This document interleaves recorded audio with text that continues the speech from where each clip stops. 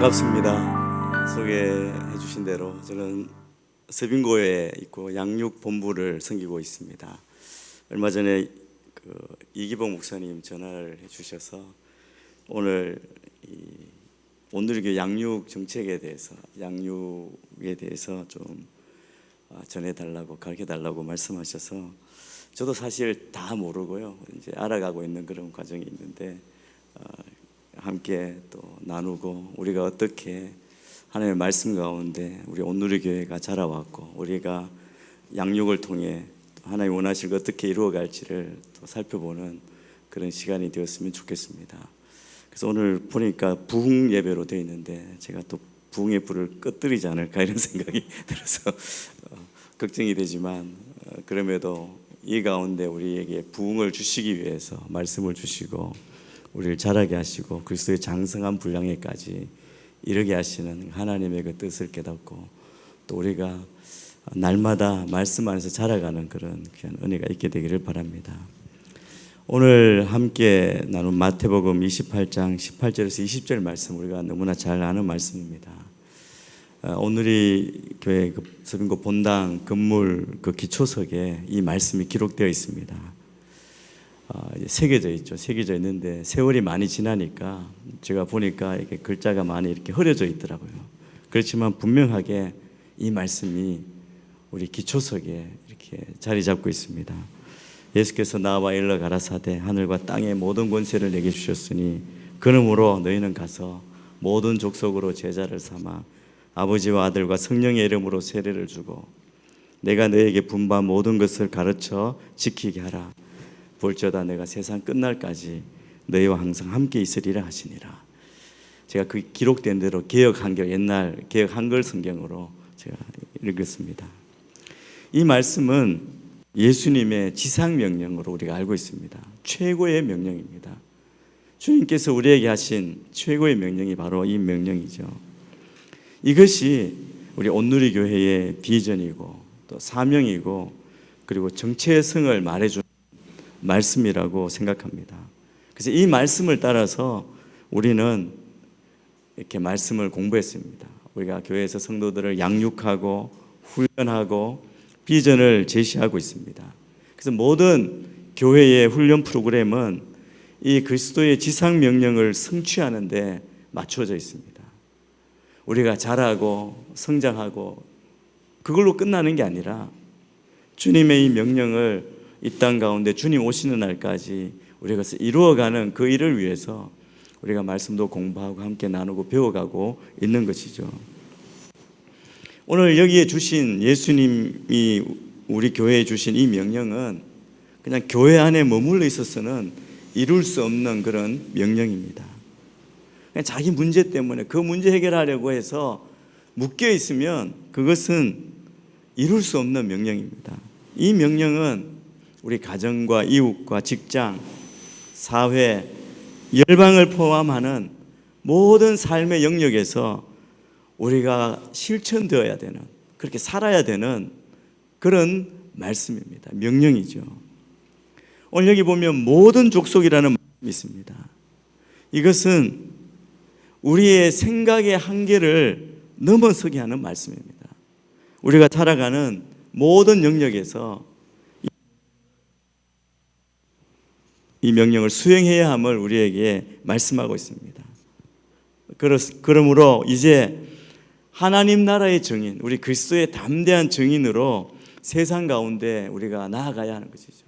그냥 교회 안에 믿음의 공동체, 믿는 사람들끼리만 있어서는 안 된다는 것이죠. 여기에 우리 성도들의 우리 생활의 터전인 일터에서 이게 삶에 있어서 주님이 원하시는 사명을 우리가 발견할 수 있습니다. 교회는 이 명령을 우리 성도들이 여러분들이 다 완수할 수 있도록 돕는 책임을 가지고 양육 정책도 세우고 과정 프로그램을 만들어서 우리가 나아가는 것이죠. 우리 양육의 목적이 바로 여기에 있습니다. 제가 서빙고에 오기 전에 수원에서 이제 7년 동안 담당으로 섬겼습니다. 섬기면서 귀한 분들을 굉장히 많이 만났습니다. 7년 동안 함께 말씀을 나누면서 그게 굉장히 큰 특권이고 귀한 분들을 알게 되었다는 것. 근데 제가 이제 양육이나 또 이분들의 삶을 보면서 궁금한 점이 생겼습니다. 그래서 제가 몇몇 분들, 특히 이제 40대 또 30대 후반에 있는 순장님들 너무 귀하시더라고요. 이 순장님들 가운데 한 20여 명 이렇게 정해서 제가 시간 약속을 정하고 2시간씩 한 거의면 2시간 그 정도 이렇게 제가 질문지를 만들어 가지고 질문하고 답하고 이걸 했습니다. 요지는 뭐냐면 직장이 그렇게 사실 소문난 바쁜 그 직장에서 그런데 순장 역할까지 그렇게 충실히 하시고 보기에도 가정에서도 또 삶의 표정이나 태도나 이런 부분이 굉장히 도전이 되더라고요. 어떻게 그렇게 살 수 있었는지, 어떤 계기로 그런 삶을 살았는지 그게 궁금했습니다.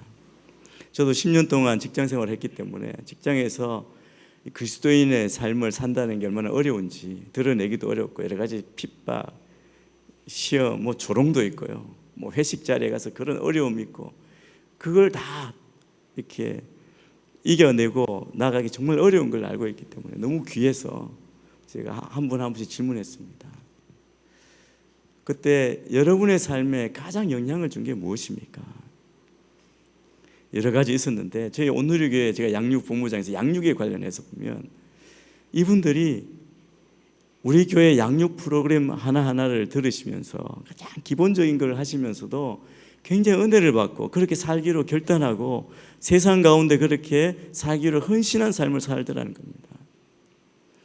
여전히 세상의 물결은 굉장히 거세고 우리가 이겨나가기 어려울 수 있지만 이런 분들 한 분 한 분이 계속 세워져서 그 안에 빛으로 소금으로 서 있게 되면 그분들의 삶을 통해서 이 땅이 변하게 될 줄 믿습니다. 하나님이 은혜를 주실 거라고 믿습니다. 오늘 큐티에도 나오지만 솔로몬이 하나님께 받은 지혜, 자기를 위해 쓴 게 아니지 않습니까? 약하고 억울한 사람을 위해 했을 때 하나님께서 그에게 더 큰 복을 주십니다. 우리의 삶도 마찬가지입니다. 말씀을 배우고 신앙 안에 주님을 알아가면서 우리의 삶이 그리스도의 담대한 증인으로 세상 가운데 모든 족속으로 제자를 삼는 그 사역, 우리의 분명한 목표를 향해서 나아가야 하는 것이죠. 이게 양육의 목적입니다. 예수님께서 우리에게 제자를 삼으라고 하신 말씀에는 특별한 의미가 담겨져 있습니다. 제자를 삼으라, 제자를 만든다는 것은 학생을 만드는 것과 다릅니다. 제자와 학생은 뭔가 배운다는 그런 면에서는 똑같지만 학생은 자신이 배운다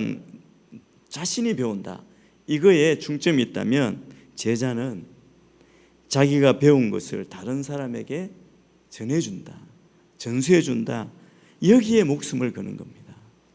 제가 처음 온누리교회에 왔을 때 한 목사님이 그 말씀을 계속 하셨습니다. 저는 이제 89년부터 온누리교회에 이제 다녔으면 청년 때부터 이렇게 다녔는데요. 다니면서 한 목사님이 그러시더라고요. 1대1 하고 이럴 때 우리는 새 가족이 된 그 순간부터 다른 사람에게 복음을 전할 수 있다는 거죠. 다 알아서가 아니고 내가 안 하나, 깨달은 하나를 전하는 것도 전도라는 겁니다. 이게 제자의 삶입니다. 하나님 나라의 복음에 우리가 기초한 이 제자 훈련은 하나님 나라 복음을 전하는 것, 그리고 다시 재생산하는 것, 제자를 삼는 것이 주 목적이죠.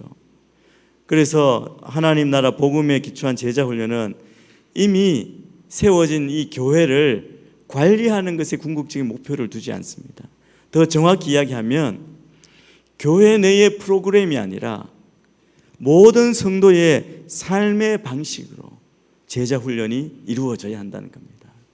제가 좀 전에 말씀드린 우리 순장님들 대부분이 뭐라고 그러냐면 미리 믿는 교회 어르신들, 임직자들을 통해서 교회 함께 신앙생활하는 분들을 통해 굉장히 감동을 받았다는 거예요. 순에서 순장님 그리고 또 수능 가운데에도 정말 말씀대로 살아가는 분들의 모습을 보고 1대1 양육자를 통해 함께 신앙생활을 하는 분들을 통해서 굉장히 큰 도전을 받았대요. 그게 지금의 모습으로 살아가는 힘이었다고 대부분이 그렇게 말씀해 주셨습니다. 예수 그리스도로부터 비롯된 놀라운 하나님 나라의 복음을 우리가 받아서 살아내면서 다른 사람에게 전하는 것은 교회 울타리 안에서 수행되는 게 아니죠. 프로그램이 아니라 우리 삶으로 우리가 이제 복음을 들고 나가야 하는 겁니다. 이런 분명한 목적을 우리가 깨닫고 다시 한번 이 명령 앞에 겸손히 서면 우리 교회에서 준비된 이렇게 양육 프로그램을 대할 때 우리 생각이 좀 달라지지 않을까, 또 새롭게 우리가 더 이렇게 이 배운 대로 살겠다는 결단을 하고 나아가지 않을까 생각하게 됩니다. 하나님 나라의 복음을 가지고 삶의 장소, 여러분의 일터로 또 가정으로 그렇게 나아가게 하는 것이죠. 하나님의 백성답도록 그렇게 답게 살도록 이렇게 돕는 것이 바로 양육입니다. 그래서 놀라운 일을 행하신 하나님의 뜻을 이제 말씀을 통해, 우리가 말씀을 공부하는 그것을 통해서 하나님의 뜻을 우리가 듣습니다. 알려주고, 이것을 인해 우리가 어디에 속해 있는지 영적 소속을 선명하게 우리가 가르치고 또 배우고, 그리고 계속해서 우리가 상기시키는 겁니다. 잊어버리거든요. 알았는데 며칠 지나고 세상 가운데 막 살다 보면 걱정, 염려가 옵니다. 미래에 대한 두려움이 옵니다. 그러면서 잊어버리는데, 우리가 계속 예배하고 말씀 공부하면서 다시 새롭게 함으로 우리가 다시 기억하고 새로운 삶의 방식으로 가르치고 전해서 우리가 누리는 영적인 삶을 제대로 누릴 수 있도록 그렇게 해주는 것이죠. 영적으로 갓 태어난 사람들이 건강한 양육을 통해서 성장하면 이제 공동체의 다양한 사역에 참여하게 될 것입니다. 이 사역의 핵심은 교회 공동체를 통해서 복음을 전하는 것, 그리고 사람을 키우는 것, 그리고 공동체로 살아가는 겁니다. 그래서 양육의 목표가 여기에 다 있습니다. 교회 공동체 안에서 양육과 사역을 통해 성장한 사람들은 이제 목표가 세상으로 파송되는 것이죠. 목표가 파송까지 이릅니다. 그래서 우리가 가장 먼저 해야 되는 것은 선한 일을 할 수 있도록 한 사람 한 사람을 세우는 겁니다. 그래서 교회 우리 목회자들이나 양육을 담당하고 책임지는 저나 우리 팀, 사역팀에서 목표를 하는 게 그것입니다. 사람을 어떻게, 하나님의 사람을 세워갈까, 그걸 도울까. 많은 프로그램이 있지만 어떻게 하면 더 효과적으로 우리 모든 성도들에게 말씀이 들어가고 변화되고 성장하고, 그리고 결국 제자의 삶을 살도록 그것으로 세상을 변화시키고 열방을 변화시키는 하나님의 사람으로 쓰임받게 할 것인가. 이것이 우리가 늘 기도하는 목표입니다. 에베소서 4장 11절에서 12절에 보면 이렇게 말씀합니다. 그가 어떤 사람은 사도로, 어떤 사람은 선지자로, 어떤 사람은 복음 전하는 자로, 어떤 사람은 목사와 교사로 삼으셨으니 이는 성도를 온전하게 하여 봉사의 일을 하게 하며 그리스도의 몸을 세우려 하려 하심이라. 개역개정 성경으로 제가 읽었는데요, 바울 사도는 예수님께서 교회를 세우실 때 중요한 역할을 할 사람을 세우셨다고 말씀합니다. 사도, 예언자, 복음 전도자, 목사, 교사, 이렇게 호칭하고 있죠. 이 본문의 의미는 사역자에는 네 종류가 있다는 게 아니라 네 가지 역할을 하는 사역자가 필요하다는 것이죠. 사람이 다 내 역할을 다 맡기는, 우리가 다 할 수는 없습니다. 그냥 은사를 따라 하나님이 주신 그 은사대로 우리가 그 사역을 감당하게 되는 것이죠. 그래서 이 내 역할을 하는 사람이 공동체에 반드시, 교회 안에 반드시 있어야 합니다. 우리 안에도 있는 줄 믿습니다. 전문 사역자로 은사를 따라 섬기는 분들이, 그래서 교회를 건강하게 세워가는 것이죠. 그들이 하는 중요한 일은 성도를 준비시키는 겁니다. 성도를 준비시키는 목적은 무엇이냐면 성도로 하여금 봉사의 일을 하게 하는 데 있습니다. 이 봉사는 섬김과 사역을 의미하는 것이죠. 성도가 이렇게 준비되어서 사역을 감당할 때 그때야 비로소 그리스도의 몸이 세워진다라고 그렇게 바울은 이야기합니다. 몸된 주님의 교회가 바르게 세워지는 것은 바로 세워진 성도들이 그렇게 바르게 사역을 할 때, 그 성장한 성도들이 선한 일을 하는 것, 이것을 위해서 우리가 계속 말씀 가운데 자라가는 것이죠. 그리스도께서 부르신 대로 주님이 세우신 이 세상에서 하시는 사역에 합당하게 우리가 살아야 하는데, 무슨 직업이든지 어떤 사역, 목회자나 전문 사역자나 우리는 다 동일한 영적 가치를 지닙니다.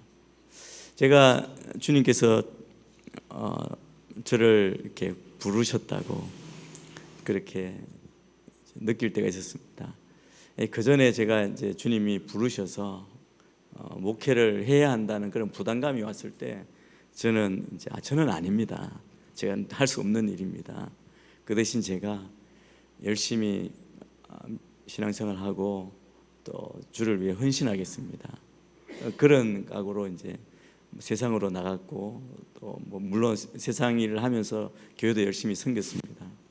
이제 저도 이제 순장도 했고 그랬습니다.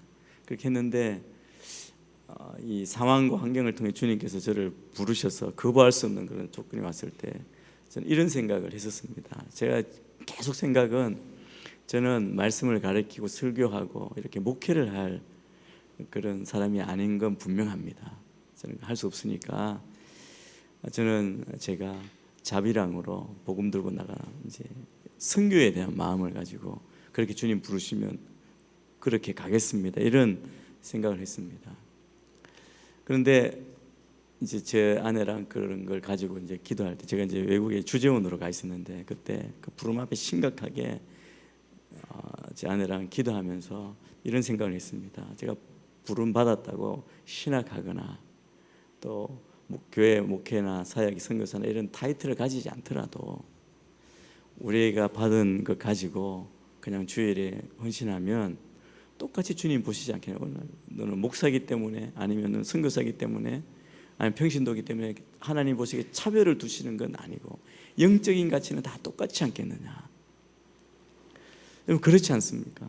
여러분, 우리가 어느 곳에 있든지 주를 위해 헌신하고 순종하고 주의 나라의 영광을 위해 일할 때 우리의 타이틀이 사실 중요하지 않죠.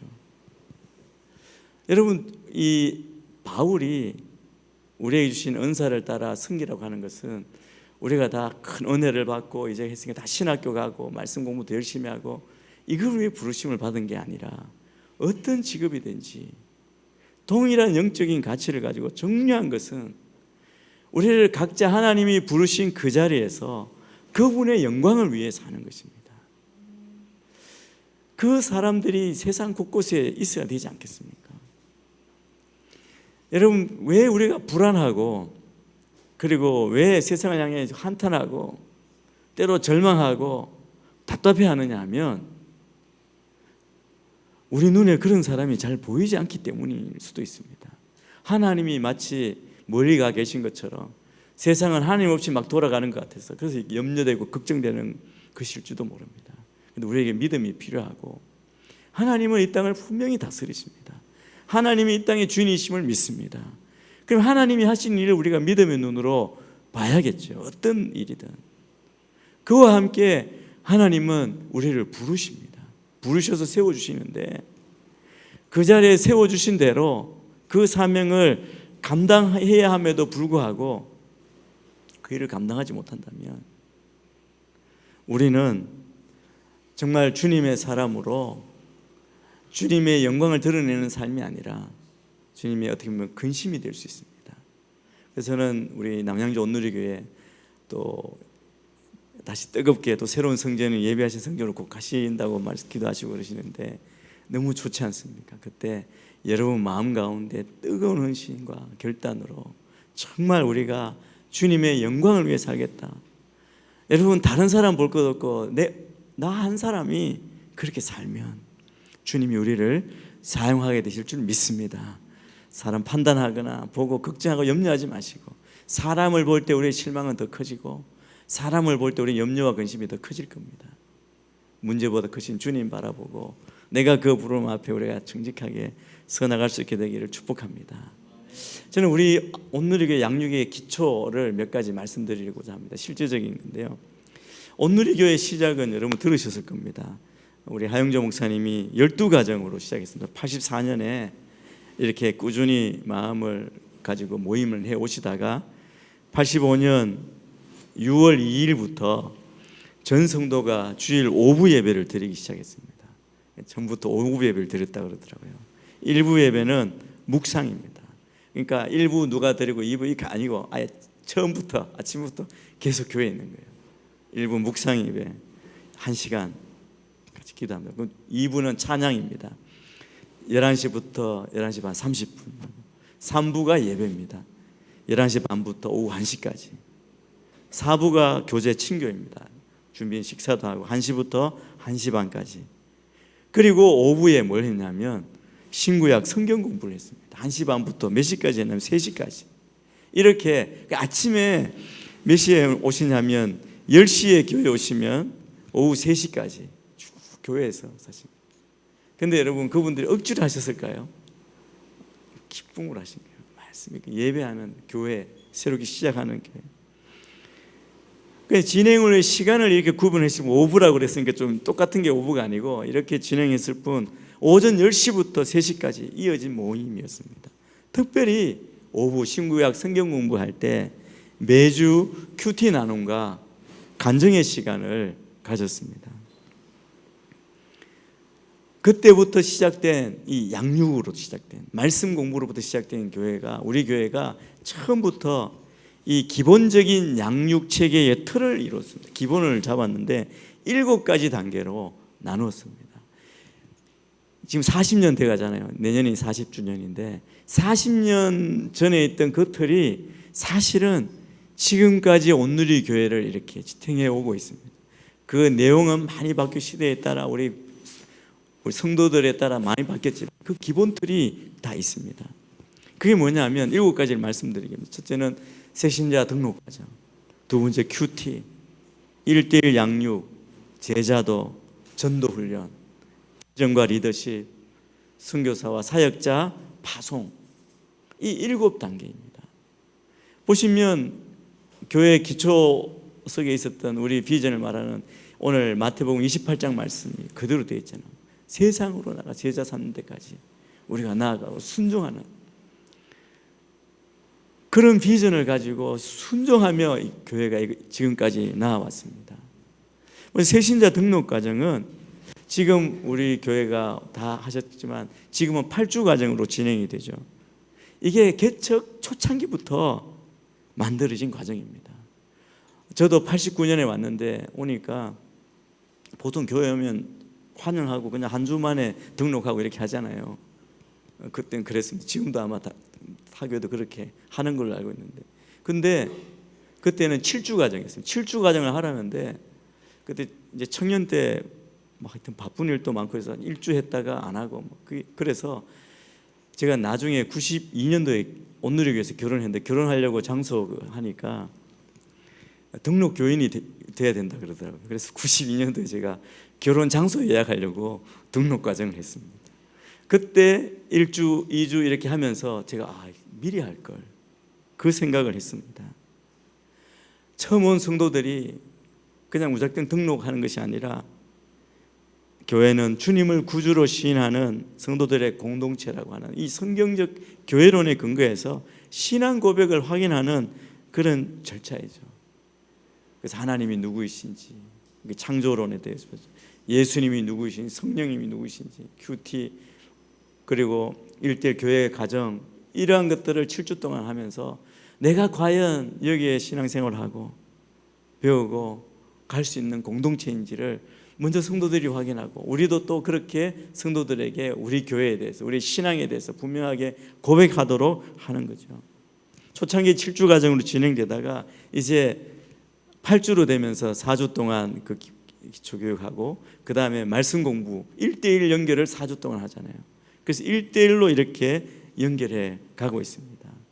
성도들의 신앙 성장과 교회 적응에 많은 도움을 주고 있습니다. 그래서 우리 모든 캠퍼스와 또 해외 비전 교회까지 이 등록 과정은 동일하게 진행을 하고 있습니다.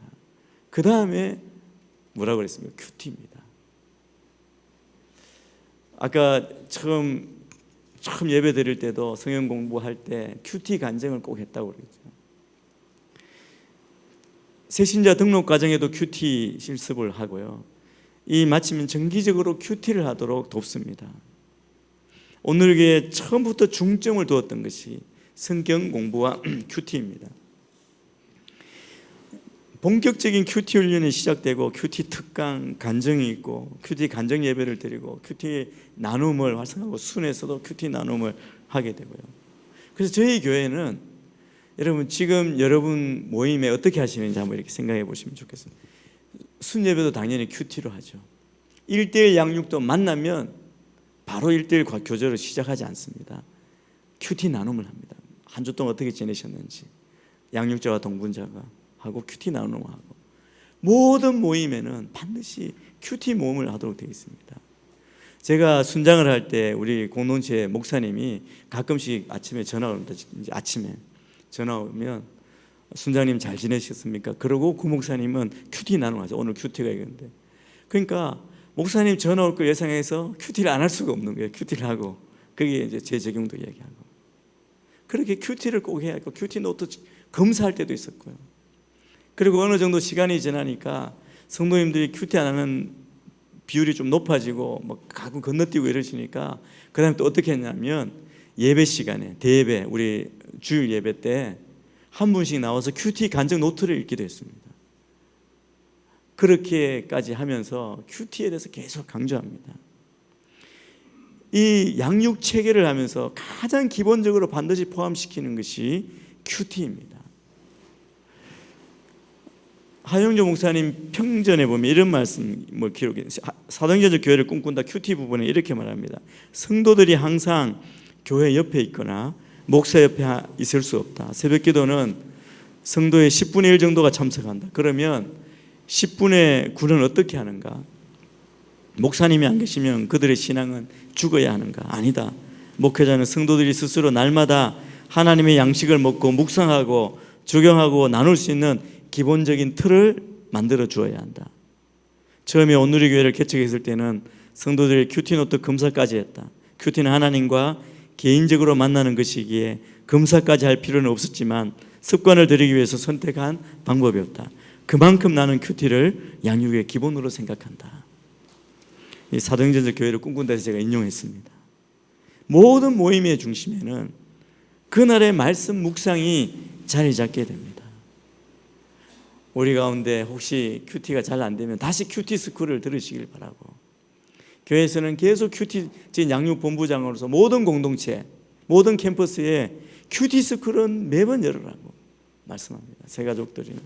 큐티 스쿨은 옛날에는 초급반도 있고 중급반도 있고 막 지식적으로 하려고 그래서 이번 이재 목사님 오시면서 모든 큐티를 단순화시켰습니다. 단 한 권, 큐티 스쿨 교재 한 권이 있습니다. 교회 교재가. 그것으로 4주 하시는데 중요한 거면 직접 하시는 겁니다. 실습하고 나눔입니다. 우리가 좀 틀리게 할 수 있습니다. 그러나 말씀 앞에 서면 성령님께서 우리를 가르쳐 주셔서, 여러분 처음 예수님을 믿는 분이 어떻게 성숙한 분이 하시는 것처럼, 오래 믿은 분 하시는 것처럼 그렇게 적용하고 말씀을 이해할 수 있겠습니까? 그러나 그분의 분량만큼 이해합니다. 그러면서 우리는 날마다 자라가고 늘 주님과 동행하는 거죠. 어린아이가 태어나서 대화를 못하지만 늘 부모님과 소통해야 하잖아요. 그것처럼 소통하면서 우리는 자라가면서 하나님의 뜻, 하나님의 마음을 우리가 알아가는 겁니다. 누구도 예외가 없습니다. 그래서 큐티를 꼭 우리가 해야 한다. 이게 양육의 가장 기본 틀입니다. 큐티와 함께 생각나는 게 뭐 있습니까? 우리 온누리 교회라고 하면 1대1 양육이죠. 1대1 양육 많은 이야기가 있습니다. 아이를 낳는 것보다 잘 기르는 것이 중요하다. 또 목사는 코치고 성도는 선수이다. 여러분 양육 체계를 설명하는데 1대1은 우리 온누리교회의 어떻게 보면 양육의 굉장히 그 DNA 중에서 우리의 방향성을 제대로 보여주는 그런 체계라고 할 수 있습니다. 양육을 통해 이 그리스도의 장성한 분량까지 자란 후에 또 다른 사람을 세울 수 있는, 양육할 수 있는 그런 리더가 되어야 한다는 겁니다. 이러한 일을 위해 교회가 처음부터 시작하고 탄생한 것이 큐티와 1대1 제자 양육이죠. 그래서 우리 교회 이제 역사를 보면 12가정 모임 때부터 현재까지 오늘의 교회를 이끌어 오고 있는 이 두 양육 체계입니다. 이 양육 체계는 결론, 제자 삼으로 떠나는 파송까지, 떠남이라는 이 양육의 목표, 또 우리 오늘의 교회의 목표를 달성하는 데 중요한 역할을 이렇게 감당하고 있습니다. 지금까지 감당하니까 많은 주님의 사람들이 1대1을 통해 변화되고 자라고 그렇게 쓰임받고 있는 것이죠. 개인이 하나님과 만나서 변화되는 통로가 큐티라면 1대1은 개인과 개인이 만나서 서로 변화되는 통로 역할을 합니다. 그래서 처음부터 우리가 1대1을 강조했는데 1대1을 강조하면서 우리가 오해하지 말아야 할 게 뭐냐 하면 1대1은 가르치는 게 아니다. 그걸 계속 강조합니다. 1대1은 말씀을 가르치는 것이 아니라 낳는 것이다라고도 이야기합니다. 그리고 1대1의 방법은 나눔이다.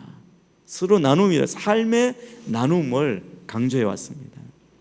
그래서 양육자가 성경과 정보를 가르치는 선생이 아니라 본인이 받은 은혜와 말씀을 통한 감동과 영적 유산을 나누는 부모가 되는 것, 영적인 아비가 되는 것, 이것이 목표였습니다. 그래서 1대1은 온누리 교회를 영적으로 하나로 묶는 큰 힘이 되었습니다. 그래서 1대1이 지금까지 오고 이 1대1을 통해서 또 다른 교회까지 우리가 계속 전파하고 있죠. 대회 사역을 열심히 하고 있습니다.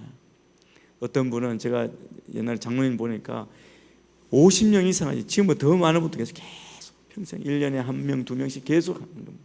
그래서 옛날 1대1 수료할 때 제가 92년도군요. 그때쯤 이제 1대1 수료 예배 때 제가 간증하고 이러면서 뭘 했냐면 영적 계보를 따랐습니다. 나의 양육자, 영적 아비라면 그분을 양육한 할아버지가 있고, 그때 할아버지 이렇게 해서, 근데 지금은 얼마나 많이 이어졌을까요? 쭉 이어져 있을 겁니다. 누군가. 그래서 교회가 정말 영적으로 하나로 묶여지는 그 계기가 되었습니다. 그래서 1대1 과정은 16주라는 시간이 필요하죠. 양육자와 동반자가 1대1로 만나서 진행하게 됩니다. 이것을 여러분이 기억하시고 1대1을 또 1대1도 마찬가지로 매 캠퍼스, 모든 캠퍼스 매 학기 열어서 계속 강의하도록 그렇게 하고 있고, 요즘은 코로나 이후에는 줌으로도 이렇게 하게 됩니다. 요즘 이제 임직 받기 위해서 임직 학점 때문에 반드시 필요한 필수 과정이라서 그냥 그걸 받기 위해 그냥 과정으로 지나치면 너무나 귀한 것을 여러분 놓치게 됩니다. 여기 안에 여러분이 전심으로 정말 영혼을 사랑하는 마음으로 말씀을 이렇게 집중하면 여기에 주시는 하나님의 놀라운 뜻을 발견하고 여기 인생의 목표를 발견한 분도 계십니다. 평생 내가 이 사역을 하겠다. 영혼을, 사람이 변화되는 것을 보는 것보다 더 큰 축복이 없습니다. 변화될 것 같지 않은 분, 처음 만났을 때의 표정이 그렇게 굳어있던 분이 16주 끝나고 만났을 때 삶의 목적을 찾고 표정이 바뀌는 것, 여러분 그런 경험이 있게 되기를 바랍니다. 그 다음에 양육의 기본 틀이 제자도입니다. 제자도는 프로그램이 아니라 삶을 이야기합니다. 제자도는 평생 배우는 삶이죠. 특별히 제자도는 인간관계를 통해, 사람들의 관계를 통해 배우는 거죠. 그래서 제자도의 주제는 십자가의 도입니다. 순종과 헌신과 자기 포기를 배우는 것, 우리가 어떻게 그리스도인으로 살아가는가, 이걸 우리 교회에서 어디서 배워야 되느냐 하면 순이라고 하는 공동체를 통해서 배웁니다. 그래서 온누리 공동체의 가장 기본이 바로 순입니다. 이 순을 통해서 모든 훈련과 양육, 제자도의 기본을 배우고 우리는 자라가는 거죠. 부대끼죠. 좀 마음에 안 드는 사람도 만나고, 그죠? 어려운 일도 있고 그렇습니다. 그렇지만 그걸 통해서 하나님의 마음, 하나님의 눈으로 우리가 서로를 보고 용납하고 사랑하고 그렇게 우리가 또 이렇게 깎여지면서 자라가는 겁니다. 오늘의 교회는 양육, 성경 연구, 내적 치유, 회복 사역, 가정 사역, 기도 훈련, 전도 훈련 이 성도들을 대상으로 사실은 제자 훈련을 지속적으로 해왔습니다. 그리고 급속한 부흥, 사실 교회가 성장하지 않고 어떻게 보면 줄어드는 이 시대 가운데 정말 우리의 큰 축복이 뭐냐면 성장한 교회를 봐왔습니다. 저는 교육자로서 너무나 큰 축복입니다. 제 동기 목사들 보고 이러면 너무 힘들어하고 어려워합니다. 그런데 저는 뭐 감당할 수 없을 만큼 막 몰려오시는 성도님을 경험한 적이 있습니다. 그때 그 오시는 분들을 위해서 그것도 위기이죠. 그분들을 양육해야 되잖아요. 그래서 교회에 주신 비전을 따라 헌신된 리더가 막 비율이 줄어들 때 그때 우리가 어떻게 하면 헌신된 사람을 세울 수 있을까? 그래서 우리 성도들을 집중적으로 정말 중요한 리더로 세우는, 제자로 세우는 만들었습니다. 그게 뭐냐 하면 예수 제자학교입니다. 이제 남양주도 이제 옮겨가시면 여력이 되면 예수 제자학교 할 수 있었으면 좋겠어요. 지금은 하실 분 하면 서빙고나 양재나 이런 데 가셔서 하실 수 있는데 캠퍼스에도 이제 계속 생겨나고 있으니까요. 예수 제자 훈련입니다. 가장 긴, 그러니까 20여 30주 가까이 이렇게 훈련, 우리 교회에서 가장 길고 아주 힘든 훈련입니다. 그 훈련 하신 분들은 제가 보니까 우리 순장님들 했을 때 한 2분 정도 가셨는데 어느 훈련이 가장 본인의 삶을 변화시켰습니까? 이렇게 헌신된 삶을 살도록 했습니까? 했을 때 분명하게 나오고, 이게 뭐냐면 예수 제자학교였습니다. 어떤 분은 아버지 학교도 하시는 분, 어머니 학교라고 말씀하시는 분도 있었는데, 순이라고도 하시는 분도 있었는데, 제자학교 하신 분은 예수 제자학교라고 그러시더라고요. 여러분도 정말 한번 여러분 인생 가운데 1년 내가 예수님의 제자로 분명히 헌신하겠다는 마음으로 한번 훈련하시면 좋을 것 같아요. 정말 십자가를 안에서 참된 자아를 발견하고 성령의 인도하심을 따라 삶을 경고하는, 하나님의 관계가 회복되는데 귀한 훈련입니다. 그 다음에 또 하나 기초가 전도 훈련입니다. 시간이 많이 지났, 얼마 안 남았죠. 이제 전도 훈련입니다. 원래 양육본부가 되기 전에는 양육과 전도가 하나였습니다. 우리가 그만큼 전도 훈련을 했고요. 많은 전도 관련된 스쿨이 있고 사역팀이 있습니다. 여러분 이걸 하셔야 되는 것 같아요. 이재훈 담임 목사님이, 제가 온누리 교회 처음 올 때가 2000 신대원 파트로 이제 사역을 하다가 전임이 된 게 2002년부터 제가 전임이 됐는데 2001년 12월 달에 그 맞춤 전도가 처음 시작했습니다. 40대를 위한 맞춤 전도 비상구라고 시작했습니다. 그때 이제 처음 시작할 때 제가 거기 돕는 걸로 이제 이렇게 부름받고 전임되면서 이렇게 했습니다. 파트로 하다가 와서 이렇게 했는데, 근데 이재 목사님이 그 맞춤 전도 처음 시작할 때 이렇게 보면 굉장한 아이디어로 이 시대에 맞는, 그냥 그 당시 전도하면 노방 전도, 그런 거, 예수 사형리 전도, 지하철에서 예수 천당 불신지역 막 소리치고, 우리 동기, 우리 신학교 우리 목사님, 전도사님 가운데 그런 분 계셨어요. 그래서 이제 저기 7호선인가요? 광나루 갈 때 이렇게 타고 가다 보면 그 전도사님 오면 내렸다가 뒤로 이렇게 가는 거예요.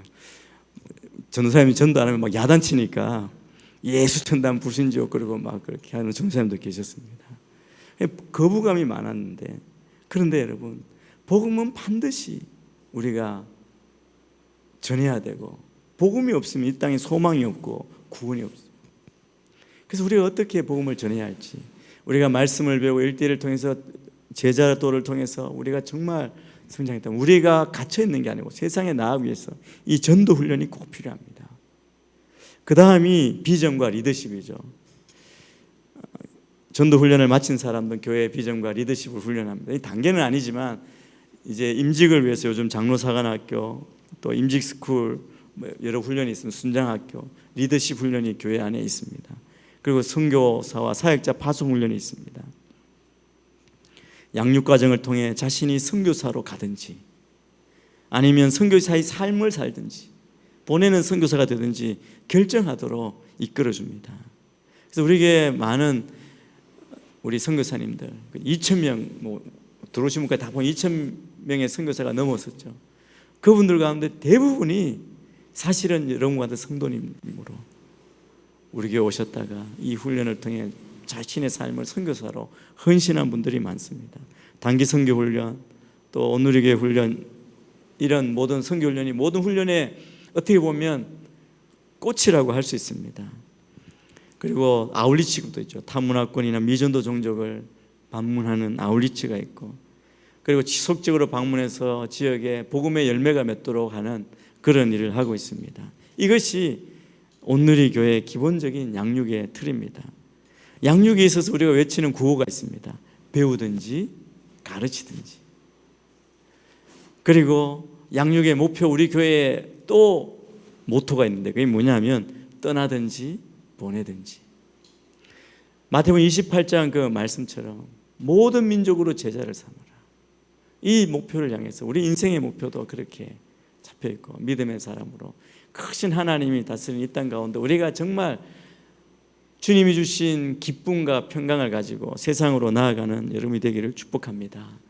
이재용 목사님 이후에 우리 양육은 우리 위임 목사님의 목회 철학이 다 담겨 있습니다. 어느 교회든 마찬가지입니다. 거기에 이제 2기로 들어서 양육 정책의 변화가 왔죠. 그래서 많은 온누리교회 대표적인 많은 양육 프로그램이 있다. 모든 게 다 개설됐는데 산만하게 느껴서 너무 많아서 성도들이 굉장히 혼란을 겪을 때가 있었습니다. 그래서 훈련에 중복이 생기고 어디로 가야지 길을 잃어버릴 때도 있고 어느 방향 목적을 잃어버릴 때가 있어서 그것을 다 정리했습니다. 그래서 양육 정책의 변화를 2012년부터 변화가 돼서 지금 이 단계까지 오고 있습니다. 중요한 것은 뭐냐면 핵심 역량, 우리가 정말 필요한 말씀드린 뼈대는 더 강화해서 가고, 그리고 커리큘럼을 체계화해서 성도님들이 이 단계 하나하나 어떻게 보면 정리되는 상태로 여러분들이 배울 수 있도록 그렇게 정리하고 있습니다. 그것으로 매 학기 여러분들에게 양육, 아마 캠퍼스에도 양육 프로그램 시간을 광고할 때 여러분 그에 따라 오시면 우리가 계획했던 목표대로 가실 수 있을 거라고 생각합니다. 그래서 양육의 가장 큰 핵심으로 QT와 1:1로 우리가 결정하고 모든 성도들이 이곳에 헌신하도록 하고 성장과 성숙을 위해서 성경 공부 과정을 체계화시켰습니다. 그게 OBC입니다. 온누리 바이블 클럽입니다. 이제 온누리 바이블 클래스라 하지 않고 클럽이라고 한 이유는 클럽은 교제하는 것이죠. 서로 대화하는. 1:1도 나눔이라고 했잖아요.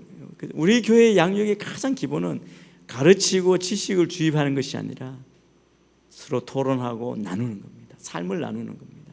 깨달은 것, 은혜를, 감동을 나누는 것이죠. 그래서 OBC 과정이 있고요.